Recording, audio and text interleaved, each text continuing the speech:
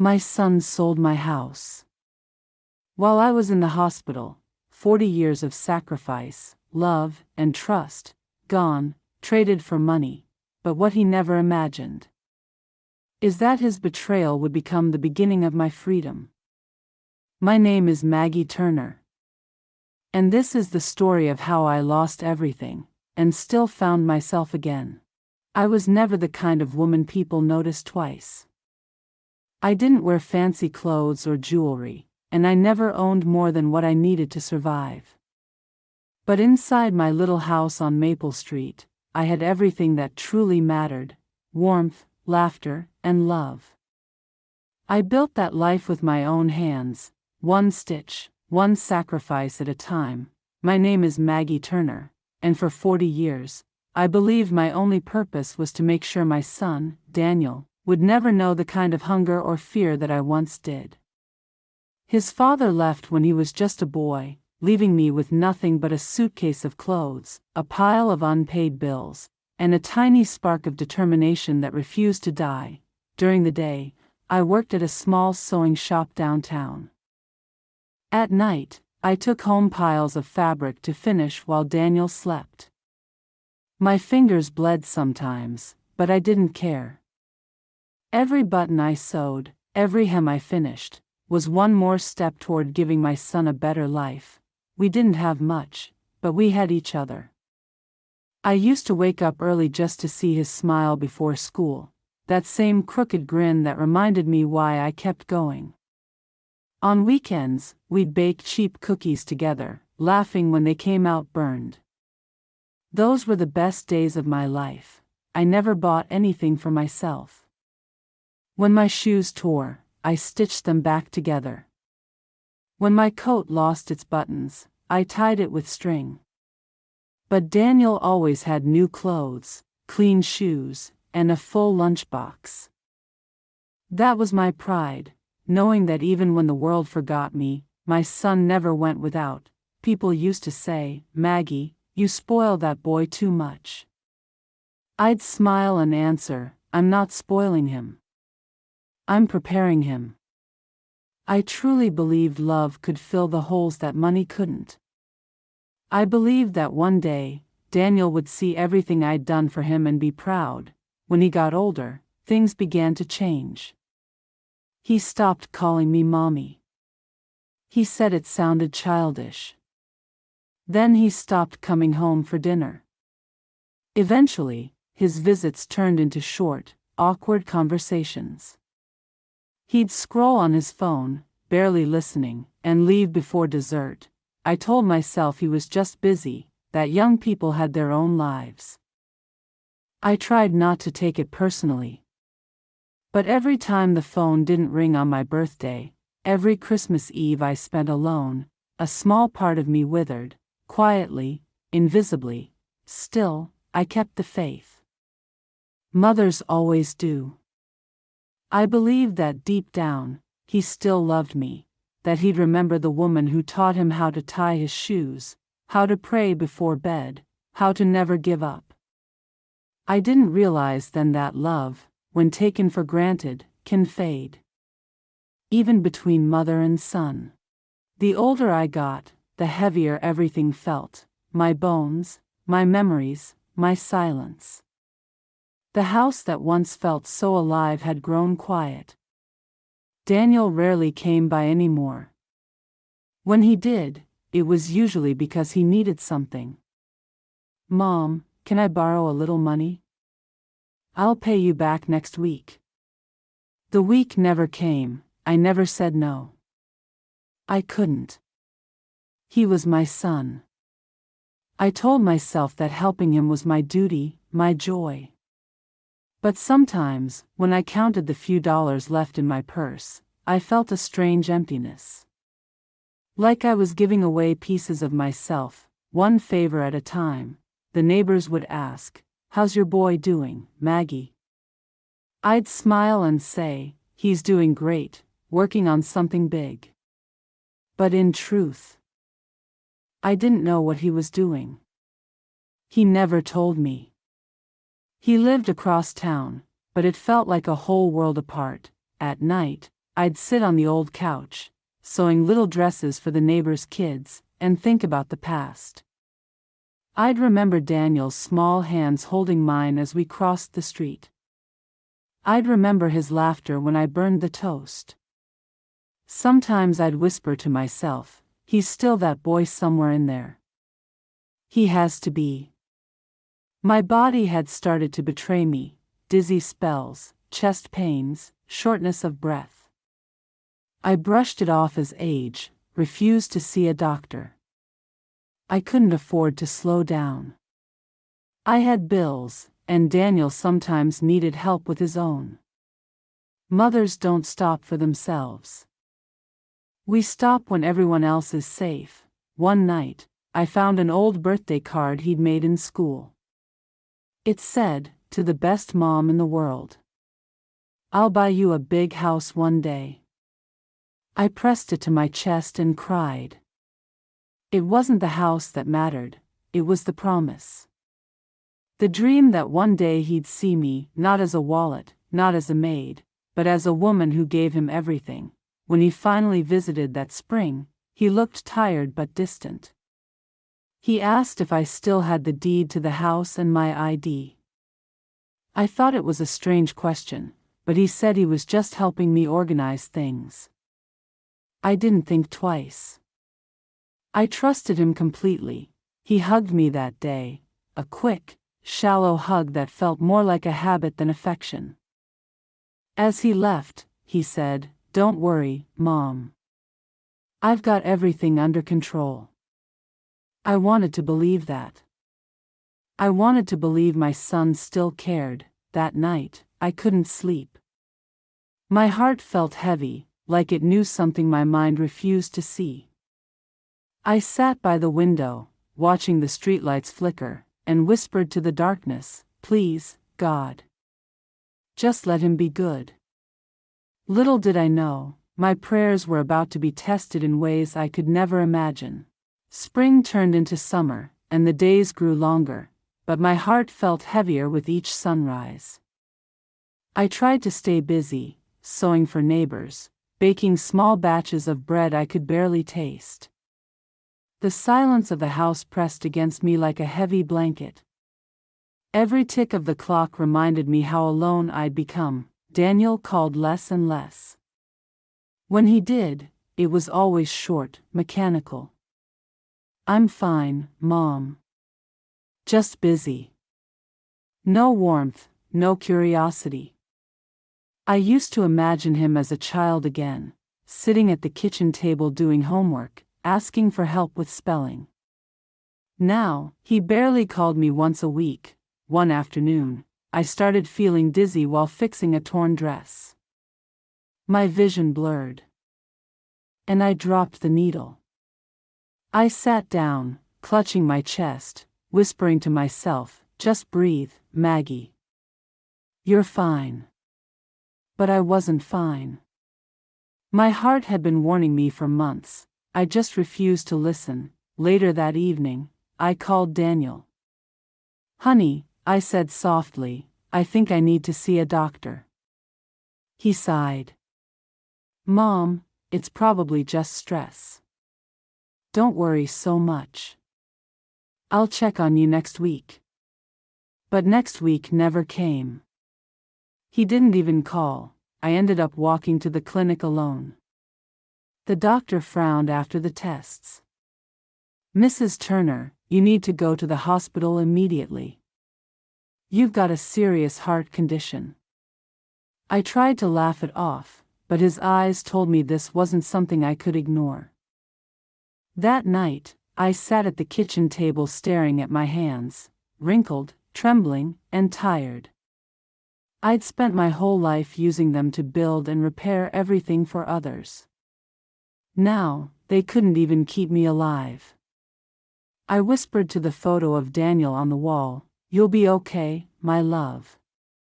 Even if I'm not." The next morning, I called him again. This time, he picked up. "Daniel," I said, "I have to go into the hospital. I need surgery." He went quiet for a moment before saying, "Don't worry, Mom. I'll handle everything." His tone was confident, almost rehearsed. He came by that afternoon with flowers and a nervous smile. "Just focus on getting better," he said. I gave him my documents, the house deed, ID, bank card. I even handed him the spare keys. "You're all I have, Daniel," I whispered. He kissed my forehead and said, "I know, Mom. Trust me." As they wheeled me into surgery, the last thing I saw was his face disappearing down the hallway, unreadable, distant, almost cold. I tried to hold on to hope. After all, mothers are experts at pretending everything will be all right. The day my heart stopped, when I woke up after the operation, everything felt hazy. The world around me was white, walls, sheets, lights, like I'd stepped into another realm. A nurse smiled gently. "You're lucky, Mrs. Turner. The surgery went well." I nodded, though I could barely feel the gratitude. My chest ached with every breath. I asked for Daniel. "He was here," the nurse said. "Left an hour ago. Said he had to take care of something important." My heart sank a little. I told myself not to overthink it. He probably just needed rest. Still, the loneliness was louder than any painkiller. Days passed. Daniel didn't return. No calls, no texts. I asked the nurses to check if someone had left messages for me. Nothing. I tried not to cry. Crying made my chest hurt. Instead, I prayed. "Please, God, just let him be safe." A week later, the doctor said I could go home. Home. The word felt like sunlight. I imagined my bed, my porch, the smell of lavender from the garden. I pictured Daniel waiting by the door, maybe with flowers, maybe with a guilty smile. I couldn't wait to see him. A volunteer helped me into a cab. As we turned the corner onto Maple Street, I saw my house, or what I thought was my house. The paint was different. The front yard had toys scattered all over it. And there was a car I'd never seen before parked out front. I walked up slowly, confused. When I tried my key, it didn't fit. A man opened the door holding a baby. "Can I help you, ma'am?" he asked politely. I blinked, my hands shaking. "This is my home," I said softly. "No, ma'am," he replied, "we bought this house last month." I felt my knees buckle. The world tilted. I clutched the railing, trying to understand his words. "Bought? My house? How could that be?" I stammered, "Who sold it to you?" He looked at the papers and said, "A man named Daniel Turner. Said he was your son."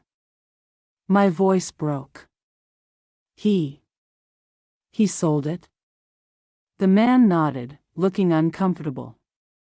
"I'm sorry, ma'am. We didn't know." I turned away, tears burning my eyes. I walked down the street without seeing where I was going, the world spinning around me. I called Daniel over and over. He finally answered. "Daniel." I sobbed. "Why did you do this? Where am I supposed to go?" His tone was flat. "You don't need that big old house, Mom. I paid off my debts. You'll be fine." I gasped, "Fine? You sold my home while I was in surgery." He said, "You've lived your life, Mom. It's my turn now." Then he hung up. Just like that. No guilt, no hesitation.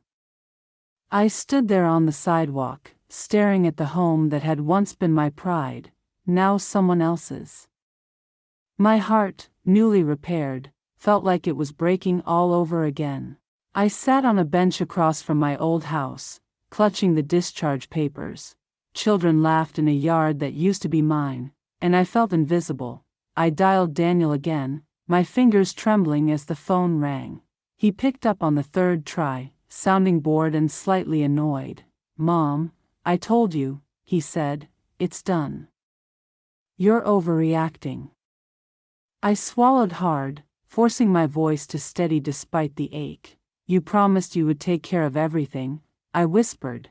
"I trusted you with my keys, my card, my name." He exhaled like I was a problem to solve, not his mother. "Stop being dramatic. You'll thank me later," he said. Memories flooded me so fast I thought I'd drown standing up. The boy who cried when he scraped his knee and ran to me. The teenager I stayed up for, praying he'd get home safe. The young man I loaned money to, again and again. Where had he gone? And how had I missed the change? I asked him where my things were, where I was supposed to sleep. He said my junk was in a storage unit across town. He sent an address in a short, cold text and hung up. I stood there, heart pounding, afraid to breathe too deep. Surgery had mended one part of me and shattered another. A bus dropped me a mile from the storage unit, heat pressing down. Every step sent a tiny lightning bolt through my chest. When I arrived, a clerk eyed me with familiar pity. He slid a key across the counter and said, "Unit 17. His kindness made me want to cry more than cruelty did. Inside, my life was piled into cardboard and plastic. The quilting frame my mother gave me sat crooked and dusty. A shoebox of photos had split open, faces spilling like rain. I sank to the concrete floor and pressed my palm to the cold. This was what a promise looked like when it rotted. Daniel texted again. "Don't worry about the bills. I handled it." I stared at the screen as anger fought with grief. Bills paid with what? The roof over my head, my history? I typed, "You handled it by erasing me," then deleted it. Instead, I wrote, "I need a place to stay tonight." And waited. No answer came for an hour that felt like winter. Finally, he replied, "I can't. It would upset Emily." Emily, the wife who never liked my old curtains or recipes. "My place is small," he added. "You'll figure it out, Mom." I read the message twice, then stopped reading it all. I pulled out my wallet and counted the bills in silence. The numbers were smaller than the problem they faced. I stuffed the photo box into my bag and shut the door. I turned in the key with a thank you that tasted like dust. A shelter address hung on a bulletin board by the exit. On the bus, I cradled the photos like an infant. Strangers looked at me, but no one saw me. The city lights blurred into ribbons outside the window. My reflection stared back, older, lonelier, but not finished. A promise had been broken, and I was still breathing. That night I lay on a shelter cot and watched the ceiling. The air smelled like bleach and old raincoats. Someone cried softly 2 bunks over, then went quiet. I pressed my hand over my chest and felt the rhythm. "God," I whispered, "please don't let me forget myself." Morning arrived with a metal clang and a fluorescent hum. A volunteer handed me tea and called me Miss Maggie. The sweetness of it almost undid me where cruelty hadn't. I thanked her and tucked the paper cup between my palms. Warmth pooled there like a small, stubborn sun. I told myself I'd go back to Maple Street once more, not to beg, not to bargain, but to say goodbye. Grief needs an ending to begin its next shape. I walked slowly, resting when my breath frayed. The city moved around me, urgent and unaware. The new owners were in the yard when I arrived. The woman looked wary until she saw my face. "I'm so sorry," she said, stepping forward carefully. "We didn't know. The papers were clean." I nodded, because her apology wasn't the point. I asked if I could stand on the porch for a minute. She glanced at her husband, then opened the gate. The steps creaked the same way they always did. My hand found the rail where Daniel's height marks once were. Someone had sanded them down like scars. "If you need anything," she offered, awkward and kind. I shook my head and tried to smile past the ache. I already took too much from this place, I said, but it wasn't true. It had taken me, and taken again. I left before I could start counting ghosts. At the bus stop, I dialed Daniel because I had to. "Please," I said, "meet me for coffee. Just talk to me." He sighed, then agreed to 15 minutes at a diner. I arrived early and wiped my hands on my skirt. He arrived late and checked his phone while sitting. "Why?" I asked, and the word carried 4 decades. He didn't flinch, didn't reach, didn't soften. "You don't need a house," he said. "You need care." He leaned forward like a salesman closing a deal. "I can get you into a good facility, Mom." The air left my lungs as if he'd pushed me. "A facility," I repeated, tasting the metal in it. "I survived alone for 40 years and raised you." He shrugged, eyes sliding past mine like strangers. "You did your part. Now do the practical thing." I pushed my tea away and found my voice. The practical thing was calling me before selling. The practical thing was remembering I am alive. He looked at me like I was being difficult on purpose. "Emotions aren't facts," he said. "The sale is." I could have begged. Love sometimes begs by habit. But another muscle had begun to wake inside me. I stood, my chair scraping louder than intended. "Take care, Daniel," I said, and meant it. I left before the check, before he could be generous. Outside, the sky was a hard, bright blue, the kind that makes truth look sharper than usual. I dialed the number on a pamphlet from the shelter. "County Services." A calm voice answered at once. "My name is Maggie Turner," I said. "I need help."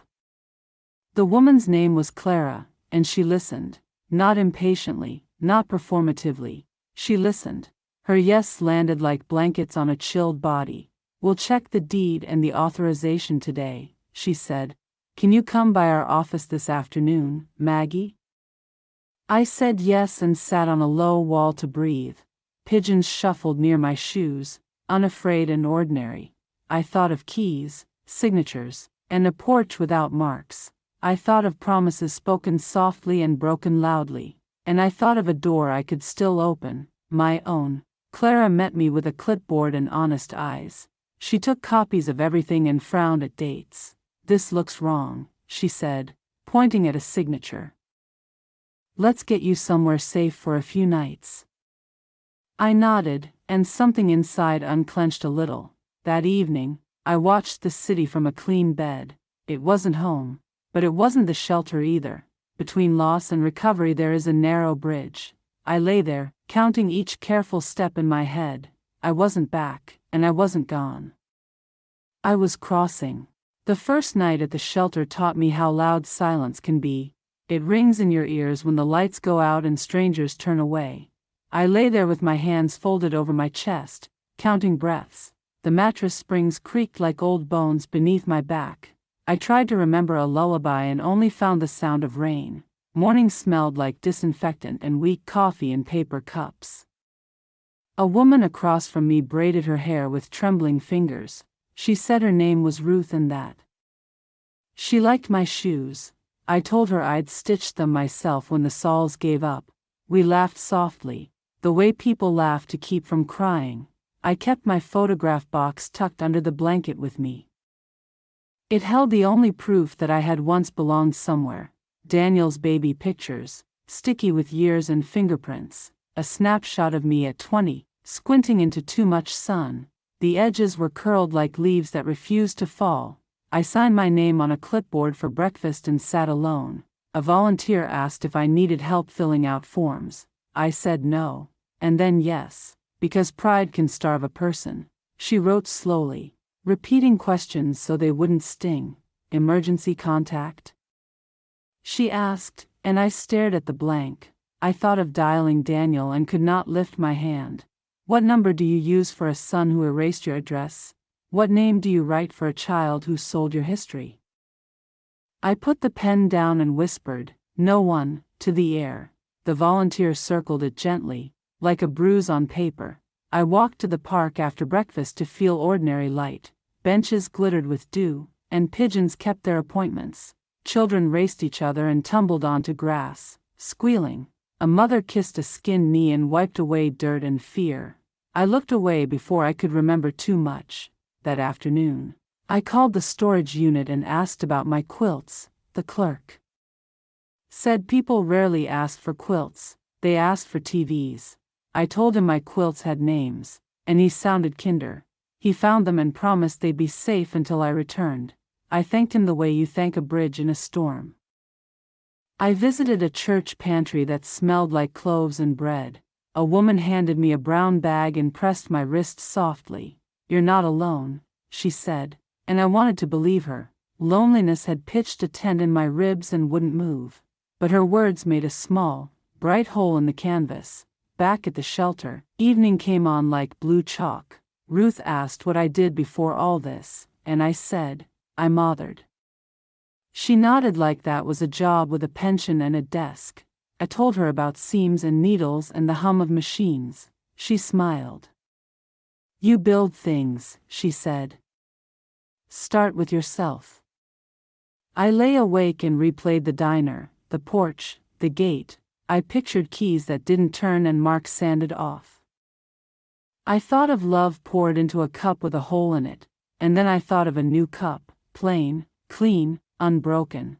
I fell asleep gripping the idea like a smooth white handle. By dawn, the city sounded like a promise I could test. I folded my blanket and tucked the photo box into my bag. I placed my name on a new clipboard with steadier hands. Today, I told myself, I'll ask for what I need without apology. A small thing, yes, but it felt like a door with my name on it. Clara met me in a building that smelled like paper and lemon. Her hair was tied back with an elastic that had seen things. She offered water and a chair that didn't wobble or judge. "Tell me the story from the beginning," she said softly.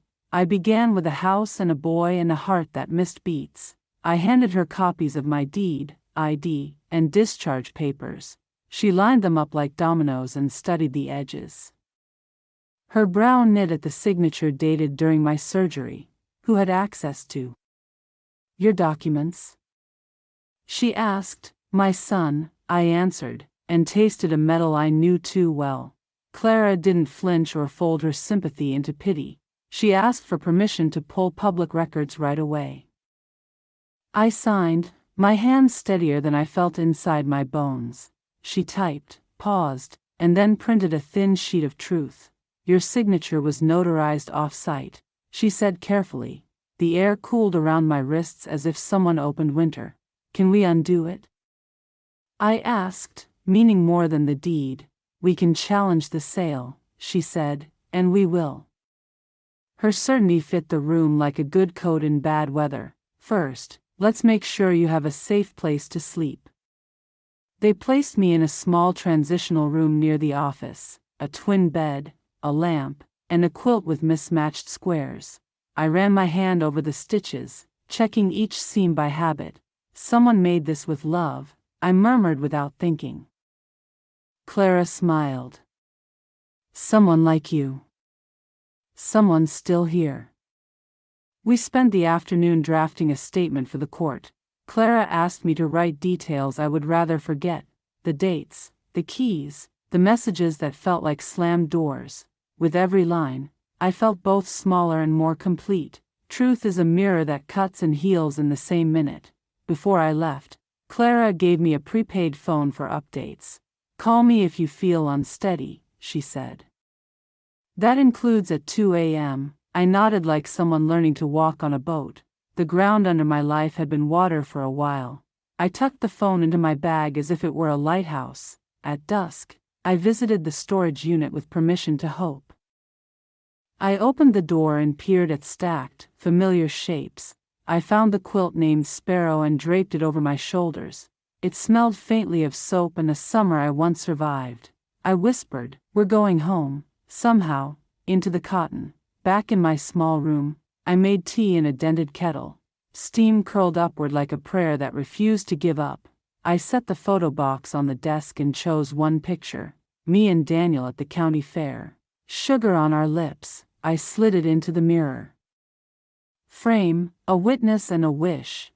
Before sleeping, I practiced saying my name out loud. Not Mom, not Ma, not Mother, but Maggie Turner. The syllables surprised me with their clean, steady shape. I thought of courts, signatures, and the weight of my hand. Tomorrow, I decided, would start belonging to myself again. Morning arrived with a list from Clara and a clear sky. We would file an injunction and request the notary records. We would ask for camera footage and the original checks. We would insist on the simple, radical math of the law. My heart, tender and stitched, beat once, then again. I opened the window and let fresh air rewrite the room. Sunlight spilled across the quilt like a small redemption. I wasn't the woman I'd been on Maple Street anymore. I was the woman who walked away from a poisoned table. I was the woman who knew where the door was now. Days began to take shape again, like fabric smoothing under an iron. Clara checked in each morning with papers and small smiles. She always said my name as if it mattered. "Good morning, Maggie." Those two words rebuilt me more than medicine ever could. I started sewing again. Patches, hems, anything to keep my hands honest. At the shelter, Ruth told the new women that I was the one with the quilts. It made me laugh, shyly at first, then fully, a sound I hadn't heard in months. The volunteers let me mend torn curtains in the common room.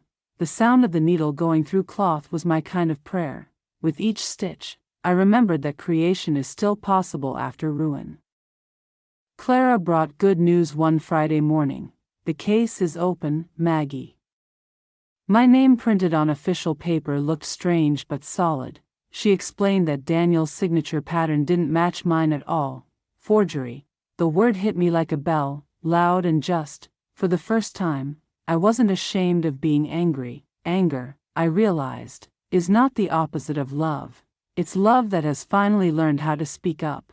I used that fire to stand taller, to breathe deeper. I attended every meeting with my shoulders square.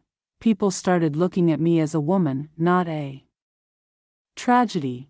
I met other women there, mothers, widows, daughters. They had stories that bruised like mine but ended differently. We shared coffee and pain in equal measure. One said, "You sound strong," and I smiled. I learned from the quiet.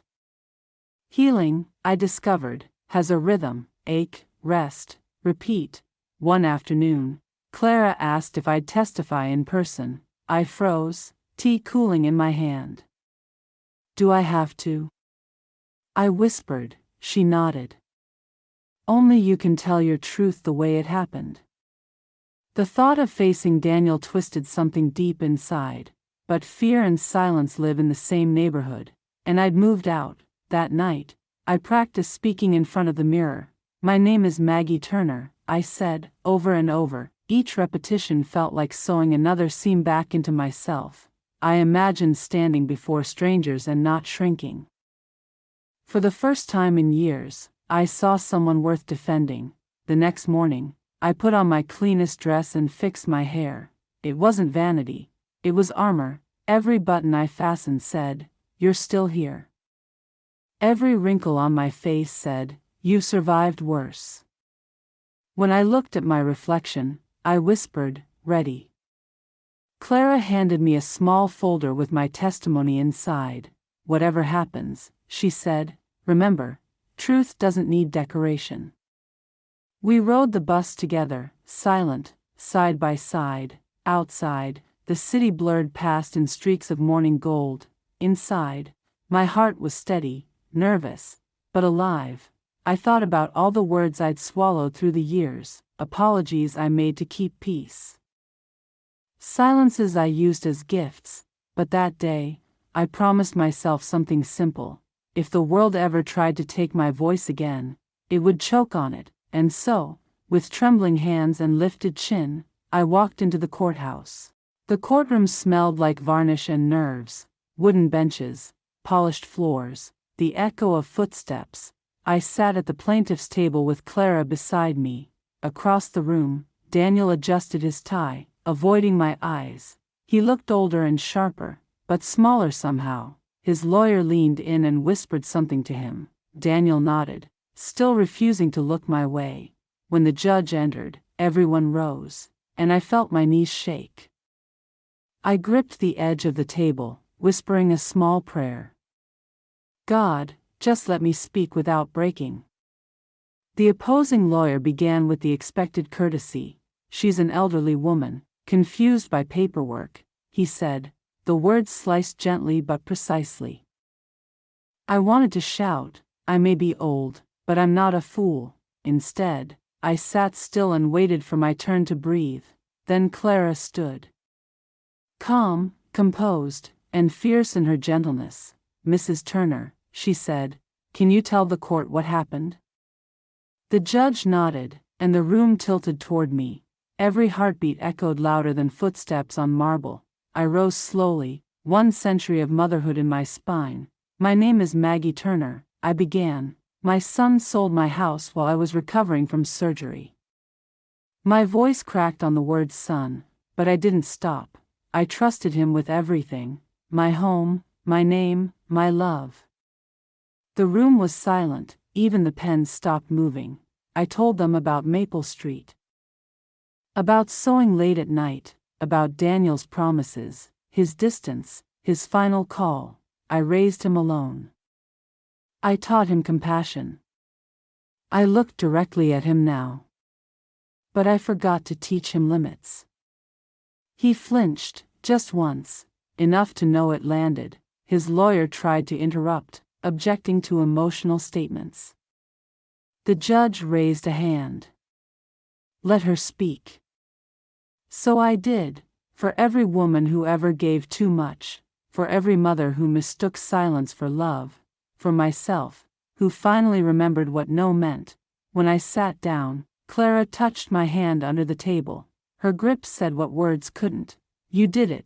The judge requested a recess to review the documents. Daniel finally looked at me then, not angry. Not sorry, just lost, and for the first time, I didn't feel responsible for saving him. Outside, the courthouse steps shimmered in afternoon heat. Reporters waited for other stories, not ours. But I felt lighter, like I'd set something down I'd carried too far. Clara asked, how do you feel? And I said, real. The word felt strange and perfect in my mouth. The second day of the hearing began with rain tapping the windows. The courthouse smelled faintly of coffee and damp paper. I wore the same blue dress I'd mended the night before. It had belonged to my sister once, before she passed. Now it fit me like courage, imperfect but true. Daniel sat across the aisle, his hands clasped tight. He looked tired, though not from guilt, from exposure. His lawyer shuffled papers and avoided my gaze. Clara whispered, we have everything we need. Maggie. I nodded, though my stomach twisted like thread on a spool. The notary was called to testify first. She admitted she had never met me in person. Daniel's lawyer objected, his voice sharp and rehearsed. But the judge silenced him with a firm glance.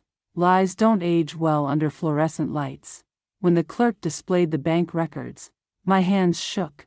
Daniel had transferred most of the sale money within a week. Vacations, electronics, and something labeled home renovations. Not my home, of course, his new one with Emily. The room's silence grew teeth. Shame fills space louder than words. Daniel stood to explain, his tone practiced and flat. I was just trying to handle things responsibly, he said. She needed care. I thought it was the best solution. The judge leaned forward, unimpressed. Without her consent? His answer hung in the air, unfinished and heavy. I should have been angry, but what I felt was clarity. The boy I'd raised had become a man I didn't know. Maybe I'd built him too soft on consequence, too rich in comfort. He had inherited my love but not my conscience. That realization hurt worse than any betrayal could. When Clara gave her closing remarks, she didn't raise her voice. "Your Honor," she said, "this case isn't about property. It's about dignity." The words rolled through the room like a soft storm. Even the stenographer paused her typing for a breath. I sat there, a ghost relearning how to live inside her skin. The judge took his time reading the files, minutes stretched into a lifetime stitched with waiting. Finally, he looked up and said, "The sale is nullified." My chest filled, then broke open with air. He continued, "Mrs. Turner retains ownership. Case closed." The gavel struck, clean and final, like scissors on thread. People shuffled, whispered, left in pairs. Daniel stood frozen, his mouth parting, eyes wet. For a moment, he looked like the boy I once saved. Then I remembered. I had just saved myself. Outside, the rain had stopped. Sunlight pushed through the clouds like an answer. Clara hugged me gently, careful of my ribs. "You won," she said. "No," I replied, "I healed." It felt like both truth and prayer at once. Winning didn't feel like I expected. No fireworks, no applause, just quiet. Sometimes justice sounds like the sound of your own breathing. I visited the house one last time with a locksmith and a key. Everything was the same, and nothing was. I walked through each room slowly, touching the walls. The paint still held faint marks of Daniel's childhood. A pencil line near the kitchen door marked age 10. Above it, faint scratches where I'd measured his growth. I ran my fingers over them and whispered, "Enough." The new owners were gone, refunded by the court, but I didn't want to live there anymore. Too many ghosts of promises, too many echoes of waiting. A home should hold warmth, not wait, so I called a realtor and said, "Let's sell it, my way." People told me I was crazy. "You fought so hard to get it back." But I wasn't fighting for wood or bricks. I was fighting for choice, for voice, for peace. And peace doesn't always live in the same address. It lives in the courage to move forward. The day the sale finalized, I stood in the empty kitchen. I took one last photo. Sunlight spilling through lace curtains. I sent it to Clara with the message, "I'm free." She replied, "Freedom looks good on you, Maggie." I smiled through tears that didn't taste bitter anymore. With the money, I bought a small cottage an hour away, a quiet town, where birds outnumbered cars. The roof leaked a little, and the mailbox leaned left, but the air smelled of pine and forgiveness. I unpacked my quilts first, my history made soft. Neighbors came to introduce themselves that week. A teacher, a farmer, a widow named Joyce who baked pies. When she asked what brought me there, I said, "Starting over." She nodded like she'd heard it before.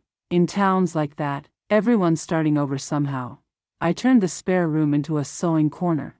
Soon, local women began visiting with fabric scraps. We made blankets for newborns and dresses for the church. I taught them what my mother once told me: even torn things can hold warmth again if you stitch them right. At night, I lit a candle and sat by the window. The crickets sang louder than my thoughts. I wasn't lonely, I was simply alone. And there's a difference. The quiet no longer scared me. It comforted me. It said, "You've come home." Before bed, I wrote Daniel's name in my notebook. Then, carefully, I crossed it out. Not with anger, with release. Forgiveness isn't forgetting. It's unclenching the fist around pain. And that night, I finally slept with both hands open.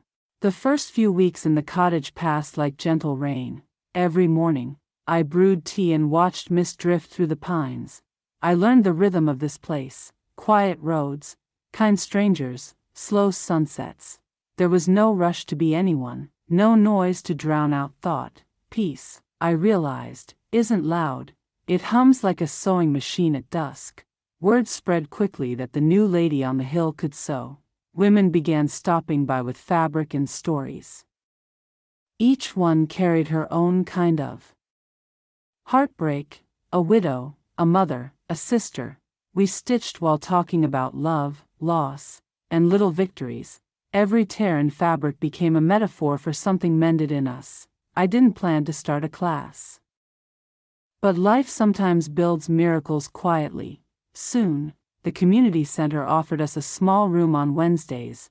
We called it the Thread Circle, old hands and young hands working side by side, laughter replacing silence. Our seams held not just fabric, but each other. One evening, Joyce, the widow with the pies, asked about my past. She had seen the sadness in my eyes when someone mentioned family.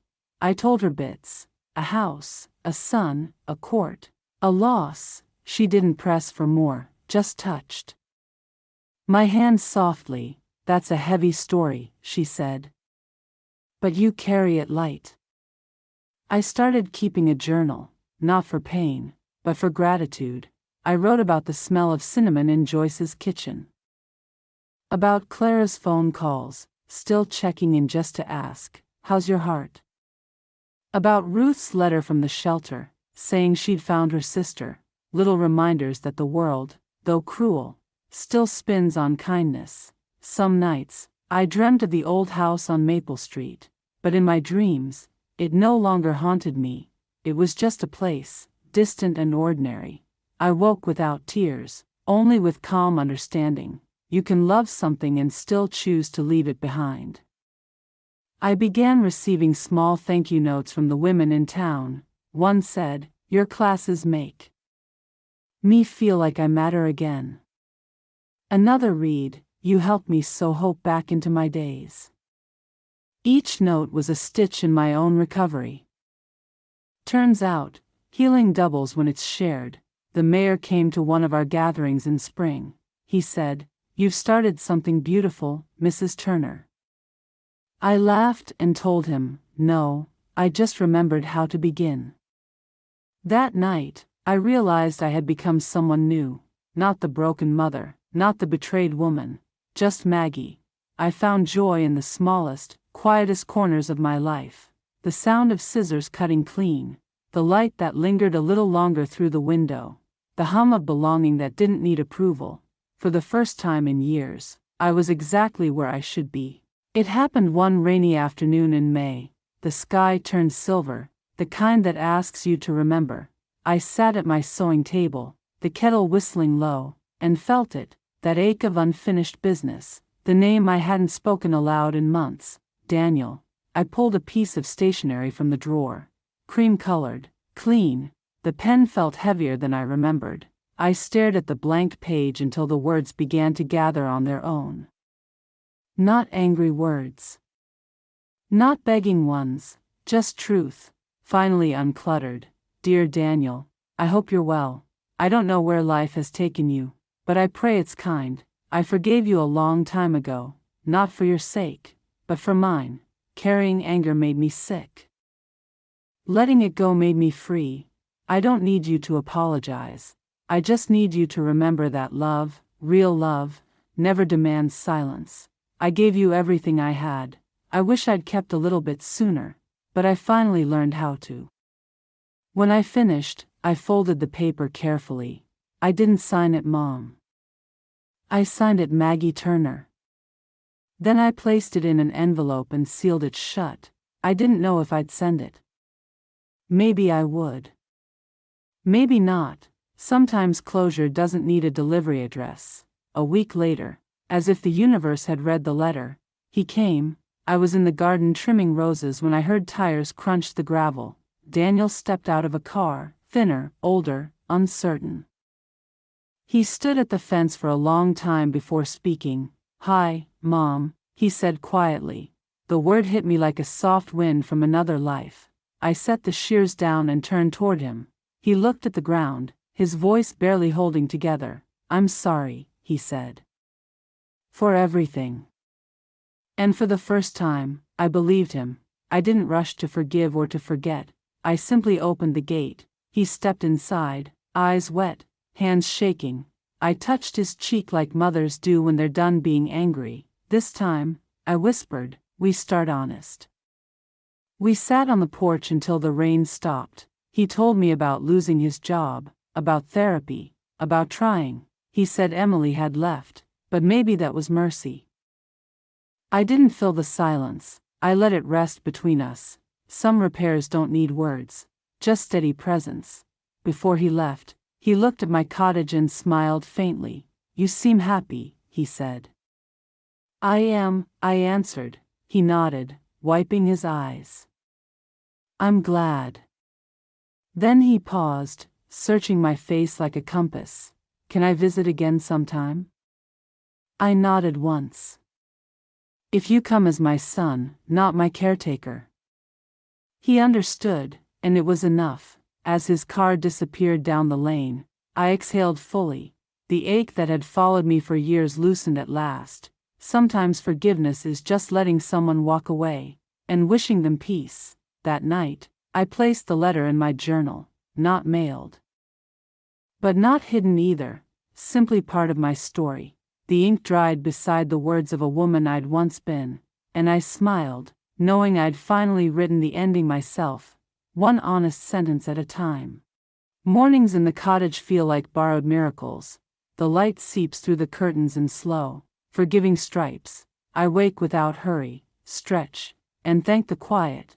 There are no phone calls that break my heart, no footsteps leaving, just the sound of birds arguing over crumbs on the porch. The women from the thread circle still come every Wednesday. We drink coffee, gossip about the town, and mend what needs mending. Sometimes, they bring their daughters, bright-eyed and fearless. I tell them stories about strength they don't know they have yet. They listen the way I once listened to my own mother's prayers. Daniel visits now and then, not often, but enough. He helps me carry groceries or fix the porch steps. We don't talk much about the past. We don't have to. Sometimes, silence is the only language left for forgiveness. It's not empty, it's peaceful, like two rivers meeting quietly. He never calls me mom the way he used to. But when he says Maggie, there's respect in it now. I learned that motherhood isn't ownership, it's release. We raise them to stand, even when they stand far away. And that, I think, is a kind of love too. Clara still sends Christmas cards, all handwritten and warm. The last one said, "Your courage still echoes here." I keep it pinned above my desk, near the window. Every time I read it, I think about the courtroom, the porch, the gate, about how standing up once made everything fall back into place. Sometimes at night, I take out the old photo box. The pictures no longer ache like they used to. They're just stories now, beautiful, complicated, done. The girl I was, the mother I became, the woman I found again, all of them live here with me, at peace, under one roof. I've learned that freedom doesn't always look like flight. Sometimes it looks like sitting still and breathing your own air, like tending to roses and not minding the thorns. Like finding joy in the small, quiet proofs of survival. I don't chase happiness anymore. I cultivate it. When it rains, I leave the door open so the scent can come in. The drops on the roof sound like someone softly knocking. I imagine it's the past, asking to be forgiven one last time. I smile and say, "You already were." Then I go back to sewing, because that's how I pray. The sun sets differently here, slower, kinder, golden. It stretches across my quilts, painting them with gratitude. I often whisper to the light, "Thank you for not giving up on me." Because I didn't win by keeping my house, I won by keeping my heart open. Before bed, I write one more line in my journal. He sold my house while I was in the hospital. But he could never sell my strength. I closed the book and rested on the nightstand, beside my glasses. Outside, the crickets begin their choir of ordinary grace, and for the first time in my long, beautiful life, I am home.